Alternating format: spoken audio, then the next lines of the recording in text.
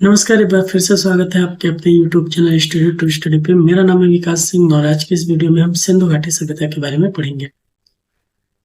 आप चाहे किसी भी एग्जाम की तैयारी कर रहे हो, ये टॉपिक मोस्ट इम्पोर्टेंट होता है।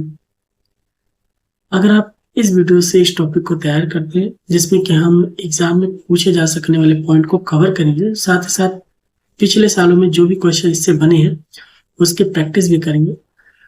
अगर एक बार आप ये पूरी वीडियो को देख लेते तो आपको बहुत ज्यादा इस टॉपिक के लिए इधर उधर भटकने की जरूरत नहीं पड़ेगी। चलिए शुरू करते हैं।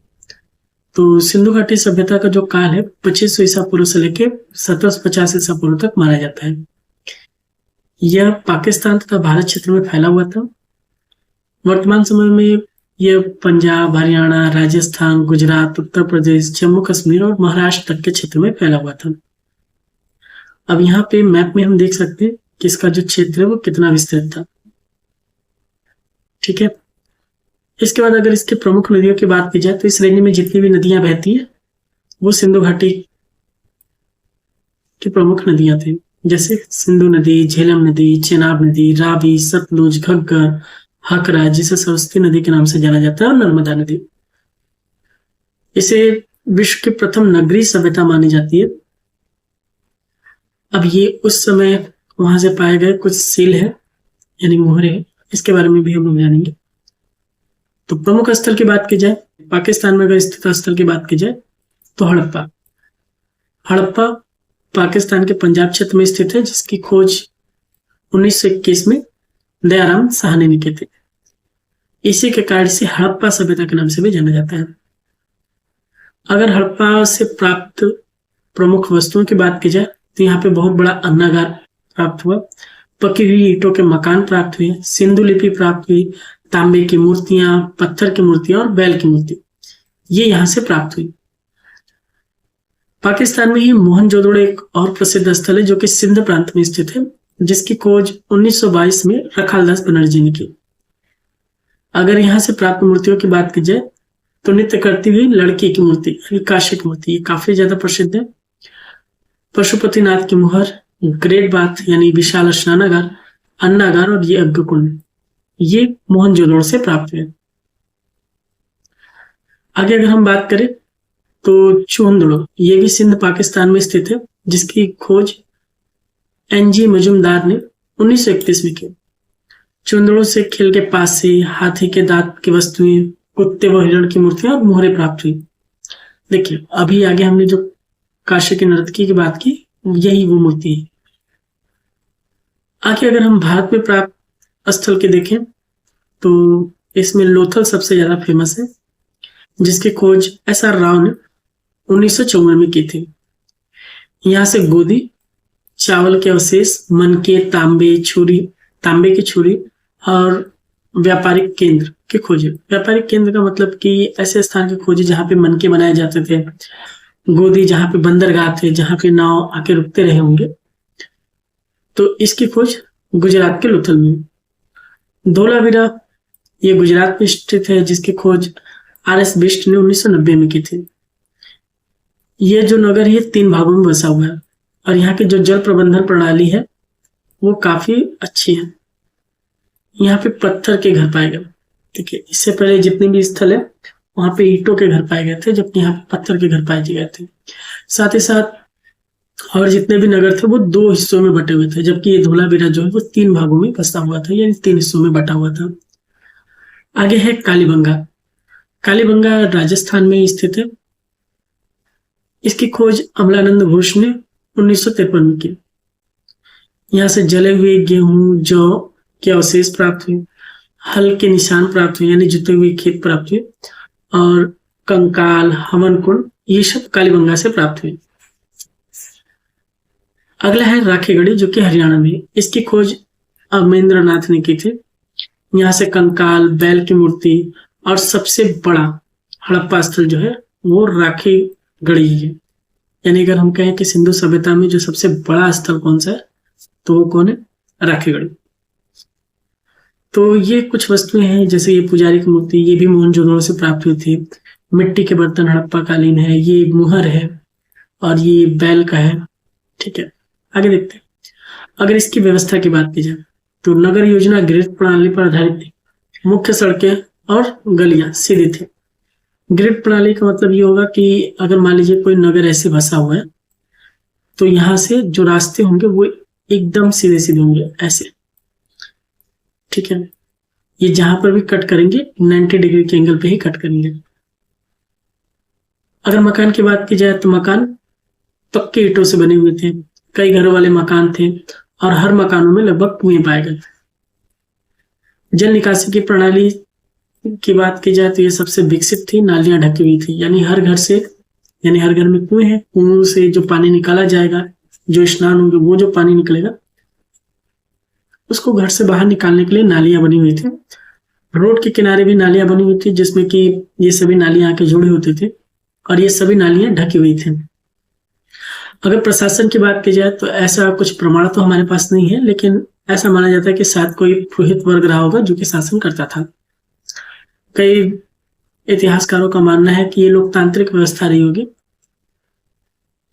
आगे अगर खाद्य पदार्थ की बात की जाए तो जो अवशेष प्राप्त हुए उसमें गेहूं, जौ, चावल ये सभी लोथल से प्राप्त हुए। इसके अलावा बाजरा, दालें इन सब के भी अवशेष प्राप्त होते हैं, यानी उन सभ्यता के लोग ये चीजों को खाते थे। फल सब्जियों की बात की जाए तो खजूर, तिल, मटर और सरसों के अवशेष हमें मिले। मांसाहार में मछली, कछुआ, गाय, भैंस, सुअर, हिरण इन सब की हड्डियां मिली, ठीक है। तो ऐसा माना जाता है कि हो सकता है कि उस समय के लोग मांसाहार भी करते रहे होंगे। पेय पदार्थ की बात की जाए तो सोमरस का उल्लेख नहीं मिलता, लेकिन मद्यपान प्रचलित था। शायद मद्यपान प्रचलित था क्योंकि यहाँ पे कई सारे बर्तन प्राप्त हुए जो कि छिद्रित थे और ऐसा माना जाता है कि इन छिद्रित पात्र का यूज शराब टपकाने के लिए किया जाता रहा होगा। पालतू जानवरों की बात की जाए तो गाय, भैंस, बैल, कुत्ता, हाथी, बकरी, ऊंट और सुअर इसके अवशेष मिले हैं। घोड़े का कोई प्रमाण नहीं मिला, लेकिन सुरकोटदा से घोड़े के अवशेष मिले हैं, उसकी हड्डियां मिली। इसके अलावा कोई भी प्रमाण नहीं मिला। अगर कपड़े और आभूषण की बात की जाए तो जैसा आप चित्र में देख सकते हैं, ये लोग सूती वस्त्र पहनते थे क्योंकि कपास की खेती करते थे। चंद्रों से इसका प्रमाण भी मिला और साथ ही साथ ये ऊनी वस्त्र को भी पहनते थे। पुरुष धोती और कंधे पर चादर रखते थे, जैसा आप चित्र में देख रहे हैं। स्त्रियां स्कर्ट नुमा वस्त्र और कमरबंद पहनते थे, जैसे ये है। आभूषणों की बात की जाए तो अंगूठियां, चूड़ियां, हार सोने के, तांबे के, मन के थे और वो जो स्त्रियां और पुरुष थे दोनों ही आभूषण को पहनते थे। इनमें कई तरह के आभूषण होते थे, जैसे बाजूबंद, कंगन, पायल और इसे सर पे पहनने वाला, ठीक है। ऐसे कई सारे आभूषण थे जो कि स्त्री पुरुष दोनों पहनते थे। औजार की बात की जाए या धातुओं की बात की जाए, प्रमुख धातु हैं तांबा, कांसा, सीसा, सोना और चांदी। इस समय के जो लोग थे वो इन सभी धातुओं से परिचित थे। लोहे के उपयोग का कोई भी प्रमाण नहीं मिला हुआ है।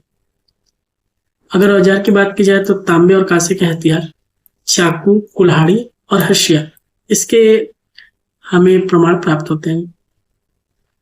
व्यापार की बात की जाए तो व्यापार आंतरिक होता था, जिसमें वस्तु विनिमय प्रणाली होती थी और वस्तुओं को एक जगह से दूसरी जगह ले जाने के लिए बैलगाड़ी का प्रयोग किया जाता था। बैलगाड़ी के खिलौने मिले हैं, जिससे माना जाता है कि उस समय बैलगाड़ी के बारे में वो लोग जानते रहेंगे। विदेशी व्यापार की बात की जाए तो ये लोग मेसोपोटामिया, इराक से व्यापार करते थे, क्योंकि वहां पर भी सिंधु घाटी सभ्यता की मोहरें मिली हुई थी। नापतोल 16 के गुणांक पे आधारित थे, जैसे आप देख रहे हैं तराजू है और ये जितने भी बाट आप देख रहे हैं ये 16, 32, 64 ऐसे करके गुणक थे। अगर इसमें धर्म और विश्वास की बात की जाए तो मूर्ति पूजा की जाती थी और मातृ देवी की पूजा का प्रमाण मिलता है। ये मातृ देवी है। पशुपति शिव की मूर्ति मिलती है, जिसे आद्य शिव के नाम से जाना जाता है। ये एक मुहर है जिसपे त्रिमुखी देवता है और जिसके चारों तरफ पशु है, तो ये है उनके चारों तरफ पशुओं को दिखाया गया। नाग की पूजा के प्रमाण मिलते हैं क्योंकि नाग की मूर्तियां मिली है। जल, वृक्ष, पशु की पूजा के भी प्रमाण मिले हैं, जैसे पीपल का वृक्ष, बैल, हाथी की पूजा इन सब की जाती है। इसके साथ ही साथ एक सिंगा जो थे जानवर, उसकी पूजा की जाती थी। आगे अगर लिपि और भाषा की बात की जाए तो सिंधु लिपि जो थी वो चित्रलिपि थी, लेकिन इसे अभी तक पढ़ी नहीं जा सकी है और ये लिपि जो थी ये दाएं से बाएं की तरफ लिखी जाती थी। अगर इसके पतन की बात करें तो पर्यावरण परिवर्तन, यानी नदियों के प्रवाह को बदलना, जलवायु में परिवर्तन के कारण हो सकता है, जैसे बाढ़ या सूखा आ गया हो, जिसके कारण ये सभ्यता नष्ट हो गई। आर्यों का आक्रमण भी इसका एक कारण माना जाता है, क्योंकि आर्य लोग मध्य एशिया से आते हैं और सिंधु घाटी सभ्यता के बाद वैदिक सभ्यता जो बनती है वो इसी क्षेत्र में बनती है। तो ऐसी कल्पना की जाती है कि आर्यों ने समाप्त किया गया, लेकिन इसका कोई ठोस प्रमाण हमें नहीं मिलता है। पतन का कारण व्यापार में गिरावट भी दिखाई जाती है कि मेसोपोटामिया से उनका व्यापार रुक गया था, जिसके कारण कि धीरे धीरे लोग यहाँ से पलायन कर गए और ये सभ्यता नष्ट हो गई। अगर इस सभ्यता के महत्व की बात की जाए तो ये दुनिया की पहली नगरीय सभ्यता थी। उन्नत नगर योजना, जल निकासी प्रणाली के लिए काफी प्रसिद्ध है। व्यापार और शिल्पकला में इनकी निपुणता थी। अब कुछ हम एमसीक्यू को सॉल्व करेंगे जो कि अलग अलग एग्जाम में पूछे जा चुके हैं। जैसे मोहनजोदड़ो की खोज किसने की? तो इसका सही उत्तर होगा रखालदास बनर्जी। अगला क्वेश्चन है, निम्नलिखित में से कौन सा स्थल हड़प्पा सभ्यता का सबसे बड़ा स्थल है? आपके ऑप्शन है मोहनजोदड़ो, कालीबंगा, लोथल, राखीगढ़ी। जैसे हमने बताया, राखीगढ़ी सिंधु सभ्यता का सबसे बड़ा स्थल है जो कि हरियाणा में स्थित है। लोथल किस लिए प्रसिद्ध था? मंदिर के लिए, स्क्रिप्ट के लिए, गोदी या डोकयार्ड के लिए, मूर्ति निर्माण के लिए। तो इसका सही उत्तर हो जाएगा गोदी या डोकयार्ड के लिए। साथ ही साथ यहाँ पे मनके बनाने के कारखाने भी प्राप्त हुए थे। आगे, सिंधु घाटी सभ्यता का बंदरगाह कौन सा था? हड़प्पा, मोहनजोदड़ो, कालीबंगा, लोथल। सही उत्तर हो जाएगा लोथल। कालीबंगा से किस फसल के सबसे पुराने प्रमाण मिले हैं? चावल, जौ और गेहूं, कपास, बाजरा। सही उत्तर हो जाएगा जौ और गेहूं। ये सबसे ज्यादा प्रमाण गेहूं और जौ के मिले हैं और सबसे पुराना प्रमाण भी जौ और गेहूं का मिला है। आगे, हड़प्पा सभ्यता की सबसे उल्लेखनीय विशेषता क्या थी? मूर्तिकला, नगर योजना और जल निकासी प्रणाली, युद्ध कौशल, धार्मिक विश्वास। तो इसकी सबसे उल्लेखनीय विशेषता नगर योजना और जल निकासी। यहाँ पे मूर्तिकला भी मिलती है और धार्मिक विश्वास का भी प्रमाण मिलता है, लेकिन यहाँ पे युद्ध का कोई प्रमाण नहीं मिलता है। ठीक है। आगे, हड़प्पा सभ्यता की लिपि किस प्रकार की थी? ब्राह्मी लिपि, चित्रलिपि, नागरी लिपि, खरोष्टी लिपि। सही उत्तर हो जाएगा चित्रलिपि। और ये बता दें कि ये दाएं से बाएं की ओर लिखी जाती थी और इसे अभी तक पढ़ा नहीं जा सका है। हड़प्पा सभ्यता में शासन कौन करता था? राजा, पुरोहित वर्ग, जनता, सैनिक। तो इसका कोई विशेष प्रमाण तो नहीं मिलता, लेकिन हाँ, यहाँ कोई राजा नहीं था। साथ ही साथ जनता के लिए भी नहीं कहा जाता और सैनिक भी नहीं है। देखिए, जनता इसलिए नहीं माना जाता क्योंकि इतनी ज्यादा उन्नत व्यवस्था बनाना, नगर को सही करना और जो ग्रिड प्रणाली पे रोडें थी, लोग अपने मन से ऐसा नहीं करेंगे। कोई ना कोई एक व्यवस्था रहा होगा जो कि इनको कंट्रोल करता था। ऐसा माना जाता था कि पुरोहित वर्ग जो था वो शासन कर रहा होगा उस समय। हड़प्पा सभ्यता के लोग किस वृक्ष की पूजा करते थे? बरगद, नीम, पीपल, आम। तो सही उत्तर हो जाएगा पीपल। अगला है, पशुपति देव की मोहर कहाँ प्राप्त हुई? हड़प्पा, कालीबंगा, लोथल, मोहनजोदड़ो। सही उत्तर हो जाएगा मोहनजोदड़ो, जो कि पाकिस्तान में। आगे, मातृ देवी की पूजा का प्रमाण कहाँ मिला है? लोथल और कालीबंगा, मोहनजोदड़ो और हड़प्पा, राखीगढ़ी और कालीबंगा, हड़प्पा और धोलावीरा। सही उत्तर हो जाएगा मोहनजोदड़ो और हड़प्पा में मातृ देवी की पूजा का प्रमाण मिला है। प्रसिद्ध नृत्य करती हुई लड़की की मूर्ति किस धातु की बनी है? ये काष्ठिक मूर्ति है। ठीक है। आगे, हड़प्पा सभ्यता के लोग किस विदेशी सभ्यता से व्यापार करते थे? चीन, यूनान, मेसोपोटामिया, मिस्र।